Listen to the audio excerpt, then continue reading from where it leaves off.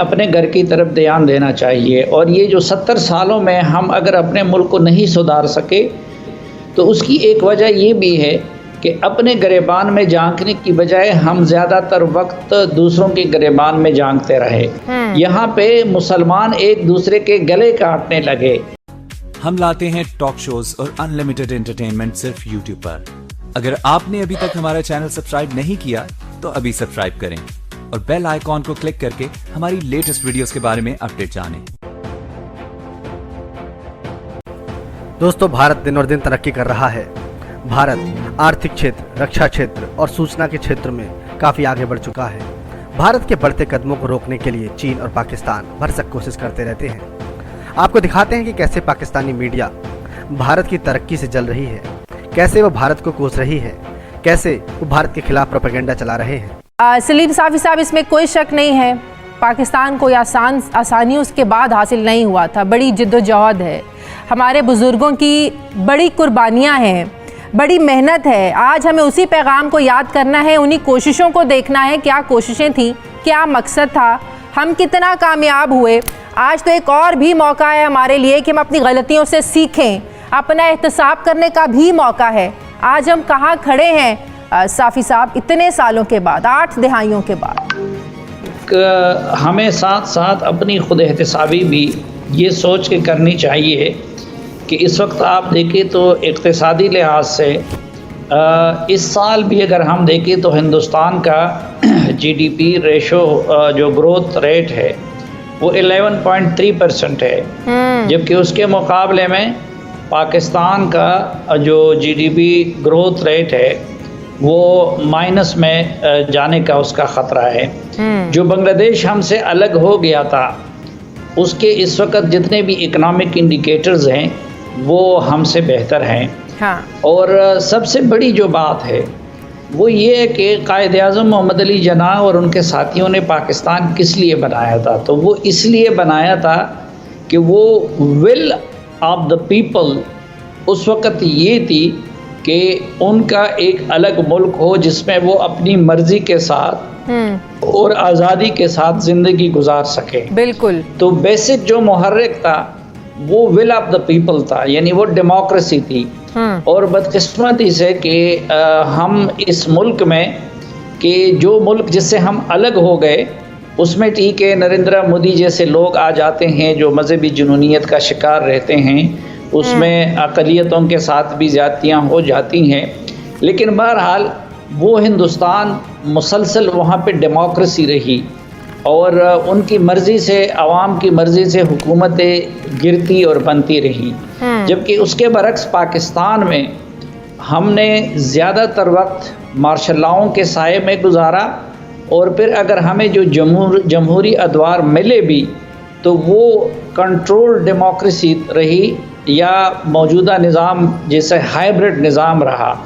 तो ये एक बुनियादी सवाल है जिस पे हमें गौर करना चाहिए और मेरे ख़्याल में कायद-ए-आज़म मोहम्मद अली जिन्नाह और उनके साथियों के कुर्बानियों का अगर हम ख्याल रखना चाहते हैं तो उसका पहला तकाज़ा ये है कि हम पाकिस्तान के अंदर हकीकी मानों में जमहूरियत को नाफिज रखें और फिर हर किसी को ये आज़ादी हो कि वो अपनी सोच के मुताबिक, अपने अक़ीदे के मुताबिक, अपने मज़हब के मुताबिक और अपनी अप्रोच के मुताबिक आज़ादी के साथ ज़िंदगी गुजार। ये आज़ादी यहाँ पे तो है, तो इसको हम क्या बहुत अच्छी जमहूरियत कह सकते हैं? इस हवाले से आप पाकिस्तान को देखें, करतारपुर बॉर्डर खोला, हमने इक़लियतों को कितना ज़्यादा हमारे यहाँ महफूज जो है ना वो फील करती हैं। तो इस हवाले से अगर हम इसको देखें, इस मुकाबले को, तो पाकिस्तान तो बहुत बेहतर है उस लिहाज से साफ़ी साहब। नहीं, आपने अपने सवाल में ख़ुद एहतसाबी का लफ्ज़ इस्तेमाल किया था, इसलिए मैं अपना ज़्यादा ज़ोर हमारे अपनी तरफ रहा। और ये देखिए उस रोज़ हमारे आर्मी चीफ ने भी जो बात की थी कि हमें अपने घर की तरफ ध्यान देना चाहिए और ये जो 70 सालों में हम अगर अपने मुल्क को नहीं सुधार सके तो उसकी एक वजह ये भी है कि अपने गिरेबान में झांकने की बजाय हम ज़्यादातर वक्त दूसरों के गिरेबान में झांकते रहे। अब हिंदुस्तान में तो ये चीज़ थी ना तो तभी तो हम उस वक़्त हमारे असलाफ उनसे अलग हो गए और एक अलग मुल्क बना दिया। हाँ। अब अगर हम भी उन हवालों से हिंदुस्तान की नकाली करने लगे, दूसरी बात तो फिर हम में और उनमें फ़र्क क्या रह जाएगा। फिर एक और बात ये है कि मैंने आपको बता दिया कि ये तो एक उनकी तारीख़ में एक जुनूनी क़यादत आई हुई है जो ख़ुद हिंदुस्तान के लिए ज़्यादा नुकसान का बायस बन रही है और हिंदुस्तान के जो एक सेकुलर चेहरा था उसको मसख़ कर दिया और पहली मर्तबा मजहबी जुनूनियत की बुनियाद पे एक पार्टी कायम हुई है और उसको इक़्तिदार मिल गई है।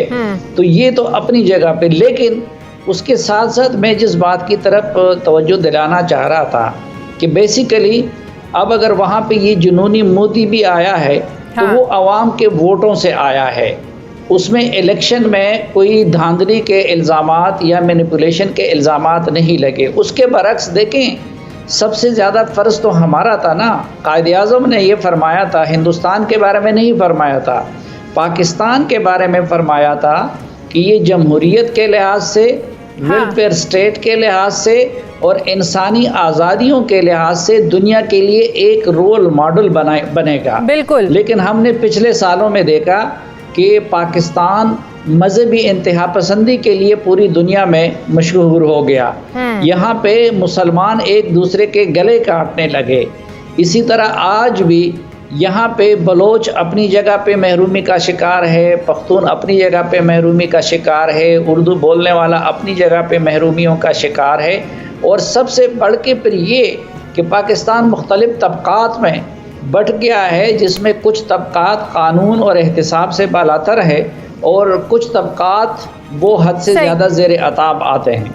सही। आज का जो हमारा नारा है साफ़ी साहब, एक कौम एक मंजिल, बतौर सहाफ़ी अगर मैं आपसे ये सवाल पूछूं कि हमारा मीडिया इस कौम को मुत्तहिद करने में कितना कामयाब रहा है, तो इस पर क्या जवाब होगा आपका? क्योंकि आपको पता है हर आने वाली हुकूमत जो है मीडिया से नाराज़ भी कुछ होते हैं, खुश तो बहुत कम होते हैं, नाराज़ रहती हैं हुकूमतें मीडिया से। तो मीडिया ने अपनी जिम्मेदारियां इस मुल्क को एक करने में, इस मुल्क की तरक्की में किस हद तक निभाई हैं साफ़ी साहब? इसमें देखें, मीडिया में भी दोनों तरह के लोग हैं।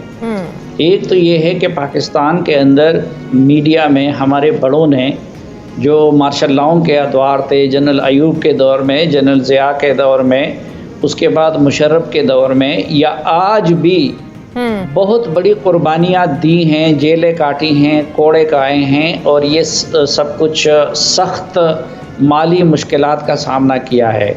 फिर आप देखें कि पिछले जो चंद साल गुज़रे, खुसूसन हमारे कबायली इलाक़ों में और बलूचिस्तान में और कराची में सहाफ़ी जिस माहौल में काम करते रहे, शहादतों के लिहाज से भी पाकिस्तान और ममालिक में शामिल हैं जहाँ पे सहाफ़ी ज़्यादा कत्ल हुए।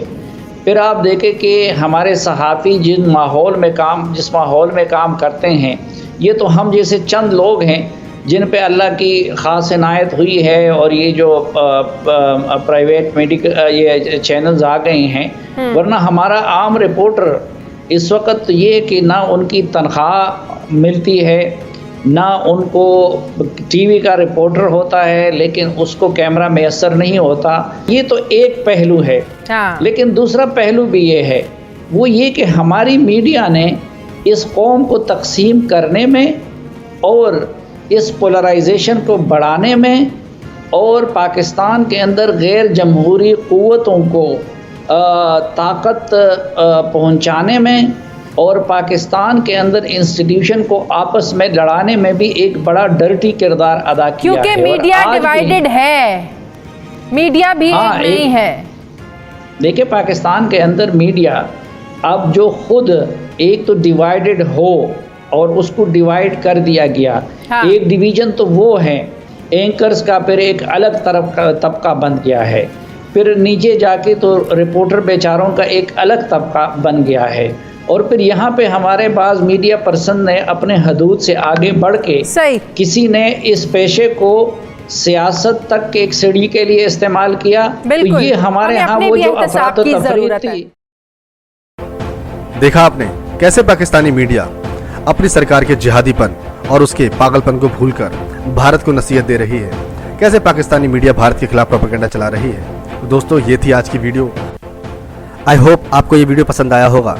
दोस्तों अगर आप हमारे चैनल पर नए हैं और आपने हमारा चैनल अभी तक सब्सक्राइब नहीं किया है तो जरूर सब्सक्राइब कर लीजिए, क्योंकि हम पाकिस्तानी मीडिया की भारत के खिलाफ की गई प्रोपेगेंडा वीडियोस लाते रहते हैं और आपको भारत के बारे में भी नई नई जानकारियां देते रहते हैं। तो प्लीज इसे लाइक कीजिए, शेयर कीजिए, सब्सक्राइब करना ना भूलिए हमारे चैनल EFCZ को। पाकिस्तान के बारे में कमेंट्स करते रहिए और हम मिलते हैं अगली वीडियो में। जय हिंद, वंदे मातरम।